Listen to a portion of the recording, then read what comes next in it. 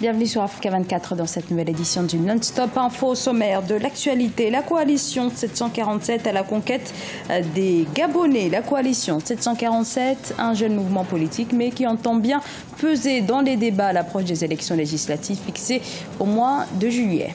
La Banque africaine de développement déclare la guerre aux fuites illicites de capitaux. Pour y parvenir, l'institution souhaite collaborer avec les banques centrales. Plus que quelques jours encore avant le coup d'envoi du Festival international du cinéma africain Écran Noir à Yaoundé, les organisateurs s'attellent aux derniers préparatifs. Ouverture des portes le 15 juillet. Mais tout d'abord, au Burkina Faso, où le ministre de la Justice, René Bagoro, exhorte les magistrats à suspendre la grève. Magistrats, greffiers, mais aussi des gardes de sécurité pénitentiaire sont en grève depuis 3 jours en réaction à la séquestration de leurs collègues de Manga, dont le palais de justice a été en partie saccagé par des manifestants. Les magistrats dénoncent le mutisme des autorités et de la classe politique face aux violences à répétition contre l'institution judiciaire. Les Gabonais sont appelés aux urnes le 29 juillet pour les élections législatives. Il s'agit de renouveler les 120 sièges. Encore inconnus il y a quelques semaines, la coalition 747, composée de jeunes qui se réclament de la société civile, se prépare pour ce scrutin. Leur leitmotiv, en finir avec l'ancien système. Reportage de notre correspondant Douglas Ntoutouma. Cette association de jeunes et de femmes, la coalition 747, présidée par Karim Zengi, a pris part au dialogue citoyen et prononcé la rupture avec les acteurs politiques qui, selon elle, ont longtemps abusé de la jeunesse. À la faveur de son premier conseil qui s'est tenu à Libreville, Karim Zengi, le président de cette plateforme associative, a annoncé que celle-ci présentera des candidats aux prochaines élections législatives. Ces acteurs politiques que nous décrions, parce que vous le savez, nous avons proclamé désormais la rupture avec cette classe politique et nous demandons à tous les jeunes de démissionner des partis politiques, nous l'affirmons. Et aujourd'hui, il faut remercier donc le chef de l'État pour avoir permis le rêve aux jeunes. Donc désormais, nous allons nous engager. Nous ne faisons pas la politique, mais lorsqu'il s'agira des élections législatives, la société civile présentera ses candidats par le biais de la coalition. Nous allons investir tous les sièges. La question relative à l'intégration plus accrue des jeunes et des femmes dans la vie politique du pays à hauteur de 30% pourrait être une victoire pour la jeunesse. Une jeunesse politiquement engagée qui souhaite être associée au comité de suivi du dialogue national. Nous demandons au chef de l'État d'associer la coalition des associations des jeunes du dialogue politique au comité de suivi. Il faut qu'on respecte le format du dialogue. Il y a une phase citoyenne et une phase politique. Il est anormal que ce comité de suivi ne soit piloté que par des acteurs politiques. Il faut qu'il y ait 50% société civile, 50% politique. Quatrième point, nous avons contesté et nous continuons à contester le statut de chef de l'opposition qui est opposant au Gabon.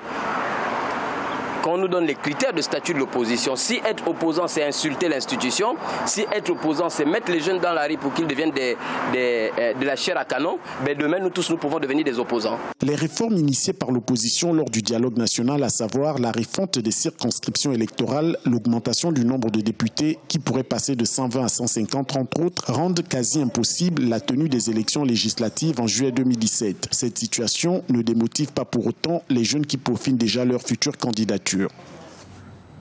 En Zambie, 48 parlementaires de l'UPND, principal parti d'opposition, sont suspendus pour avoir boycotté un discours du chef de l'État Edgar Lungu. En mars, ils avaient refusé d'assister à un discours du président afin de dénoncer son élection. La suspension doit durer 1 mois, indique le président du Parlement, Patrick Matibini. La Banque africaine de développement souhaite travailler avec les banques centrales du continent pour mieux coordonner leur action dans la lutte contre les fuites illicites de capitaux. Les montants sont en effet colossaux, 1800 milliards de dollars à certaines périodes, une gangrène économique qui affecte tous les pays du continent. Siamlo Victoria Seji. Pour soutenir la gestion efficace des devises étrangères rapatriées par les expatriés africains et les travailleurs migrants, la Banque africaine de développement a promis qu'elle collaborerait avec les banques centrales d'Afrique. L'objectif est de freiner les flux de capitaux illicites, renforcer la collecte des recettes fiscales et l'échange d'informations pour améliorer le suivi des marchés financiers nationaux.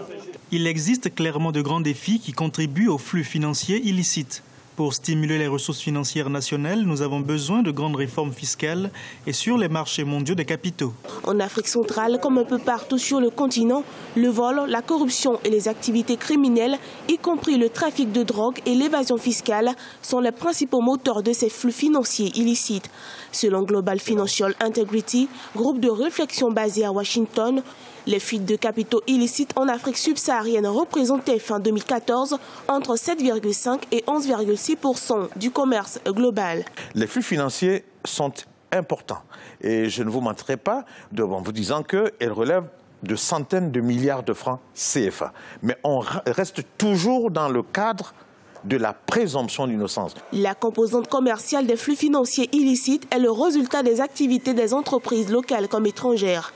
Plusieurs organisations de promotion de la bonne gouvernance appellent à de nombreuses actions, notamment au niveau de l'architecture financière sous-régionale, jugée peu fiable. La capitale camerounaise s'apprête à vibrer au rythme du Festival international du cinéma africain Écran Noir. Cette année marque les 20 ans d'existence de ce rendez-vous désormais devenu incontournable pour les cinéphiles qui sont cette année attendus à partir du 15 juillet. Reportage signé Viviane Bauken.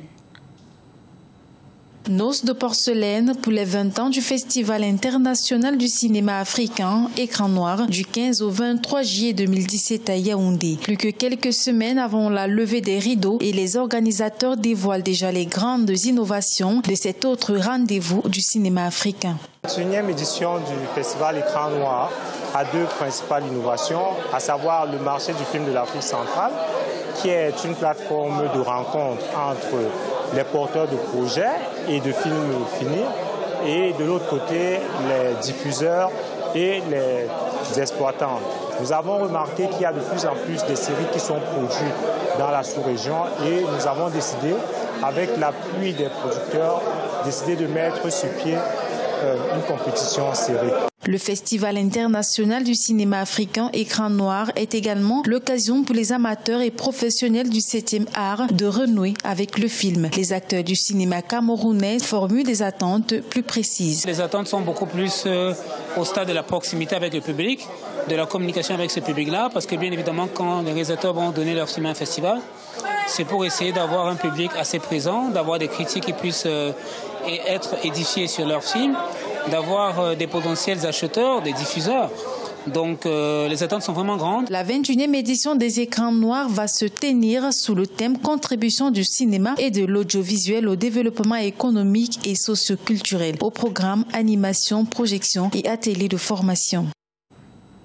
Un mot sur la fin de mission en Guinée équatoriale d'Esteban Becker Chouroukian. Ce départ à la tête de l'équipe nationale de football de l'entraîneur argentin intervient après la défaite samedi de son équipe face au Sénégal. Esteban Becker Chouroukian dirigeait le Nzalang national depuis 2015 et s'était engagé pour 2 ans avec la Guinée équatoriale.